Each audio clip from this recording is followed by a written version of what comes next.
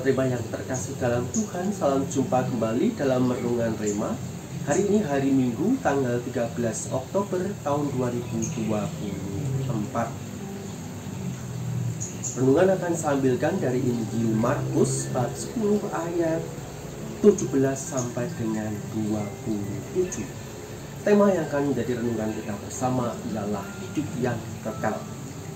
Sebagaimana juga dalam perikop Injil hari ini kita dengarkan bahwa seorang muda yang kaya datang kepada Tuhan Yesus dengan pertanyaan, "Guru yang baik, apa yang harus kuperbuat untuk memperoleh hidup yang kekal?" Kiranya pertanyaan orang muda ini juga mewakili dari ungkapan hati kita tentang hidup yang kekal itu sendiri. Dalam perikop bacaan Injil hari ini kita mengapresiasi seorang muda yang datang pada Tuhan. Kendati ia memiliki harta yang cukup bahkan kelebihan, ia menyadari bahwa ada sesuatu yang kurang di dalam dirinya untuk memperoleh hidup yang kekal itu. Maka ia datang kepada Tuhan Yesus. Lalu Tuhan Yesus mengatakan kepada orang muda itu, "Engkau tentu mengetahui perintah ini, jangan membunuh, jangan berzina, jangan mencuri, jangan memberi kesaksian palsu, jangan menipu orang, hormatilah ayah dan ibumu." Tapi pemuda itu mengatakan, "Guru, semuanya itu telah kuturuti sejak masa mudaku."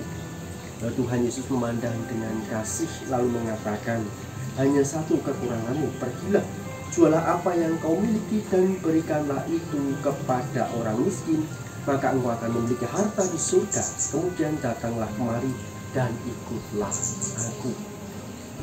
Rupa-rupanya jawaban Tuhan Yesus ini mengguncang hatinya dan ia tidak mengharapkan jawaban seperti itu.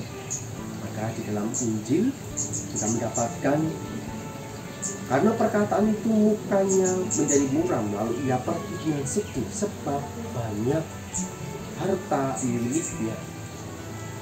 Saudara-saudari sahabat Rema yang terkasih dalam Tuhan, melakukan segala perintah dalam hukum Taurat saja tidak cukup. Tapi kita diajak untuk sampai pada hidup yang kekal, yakni menjual harta milik. Tidak hanya harta milik yang kita punyai, tetapi dalam kebiasaan yang lain. Tuhan melihat apa yang menjadi kerapuhan diri kita, apa yang menjadi pegangan diri kita yang kemudian harus dilepaskan. Mungkin ada kesombongan, iri hati, dan lain sebagainya. Atau mungkin karena kita mempunyai harta yang banyak, kita menjadi gelisah karena harta itu kemudian kita terikat di dunia, tidak mau berbagi dengan orang lain. Sahabat Rema yang terkasih dalam Tuhan, sekali lagi Tuhan mengetuk hati kita. Rupa-rupanya sahabat Tuhan ini oleh orang muda yang kaya itu seperti pedang yang bermata dua yang menghujam tajam sampai ke dalam hatinya. Ia belum memahami maksud dari turutan Tuhan Yesus Kristus itu. Maka sekali lagi kita pun juga diajak oleh Tuhan mengarahkan hidup kita, berani meninggalkan apa yang menjadi pegangan diri kita, apa yang menjadi harapan kita sendiri di dunia ini, dan kita memandang ada nilai-nilai surgawi yang lebih tinggi daripada harta dunia yang kita miliki.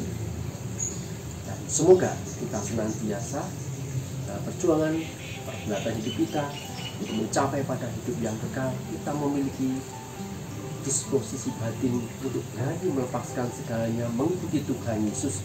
Kendati semuanya itu tidak mungkin, tetapi kerjasama dengan rahmat Allah semuanya itu akan menjadi mungkin. Tuhan memberkati kita semua dalam nama Bapa, Putra, dan Roh Kudus. Amin. Keluarga Kudus, doakanlah kami.